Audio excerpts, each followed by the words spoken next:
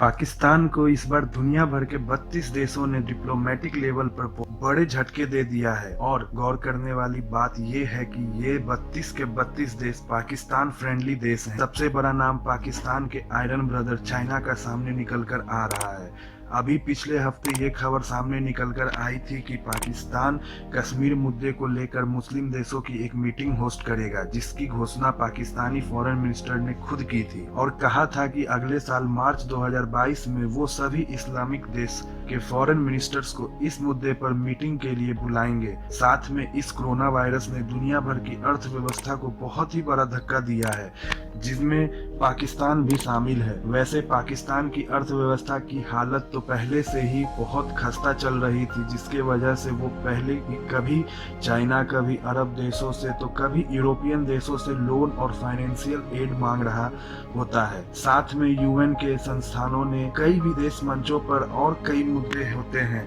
जिनमें पाकिस्तान की टक्कर सीधा भारत के साथ होती है और वहां पर पाकिस्तान को डिप्लोमेटिक सपोर्ट की बहुत ही ज्यादा जरूरत होती है। मगर डिप्लोमेटिक वर्ल्ड में अगर एक हाथ से कुछ दिया जाता है तो दूसरी हाथ से कुछ लिया भी जाता है। वहीं भारत की बात करें तो दूसरी देशों की डिप्लोमेटिक सपोर्ट के बदले हम भी उनके लिए बहुत कुछ करते हैं। हथियारों की डील साइन करते हैं, ट्रेड और बिजनेस रिलेटेड कई डील्स होती है और साथ में कई चीजें उनके डिप्लोमेटिक सपोर्ट के बदले करते हैं, ताकि ये सब एक साइड से सीमित ना रहे। वैसे देखा जाए तो भारत में तो दुनिया का सबसे बड़ा लोकतंत्र है। साथ में हमारी अर्थव्यवस्था $3 ट्रिलियन के साथ दुनिया की 5वीं सबसे बड़ी अर्थव्यवस्था। बस इसी कारण से दुनिया के बाकी सभी डिप्लोमेटिक सपोर्ट के बदले में हमारे पास दुनिया के बाकी देशों को देने के लिए बहुत कुछ है।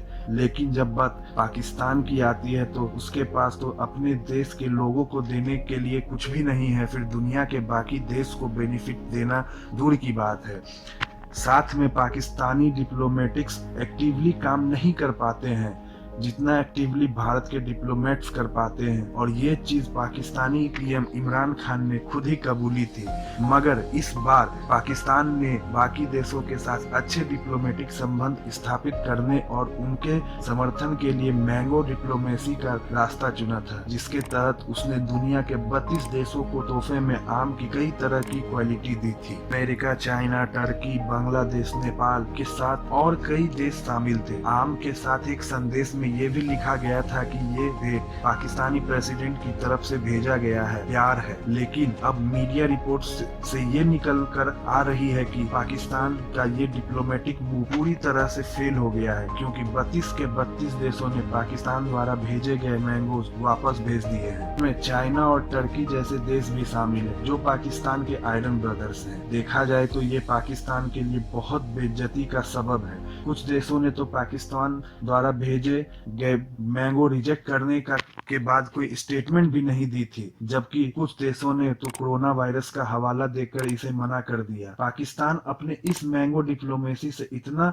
उत्तेजित था कि उन्होंने ये आम फ्रांस के प्रेसिडेंट इमैनुअल मैक्रोन को भी भेज दिया, जिनके खिलाफ पाकिस्तान में कुछ हफ्तों पहले काफी उग्र प्रदर्शन हो रहे थे, मगर पाकिस्तान को वहां से भी कोई राहत नहीं मिली। यानी पाकिस्तान के PM Imran Khan mango diplomacy से नई कूटनीति तैयारी करने का सोच रहे थे, ये उनका सपना पूरी तरह टूट गया।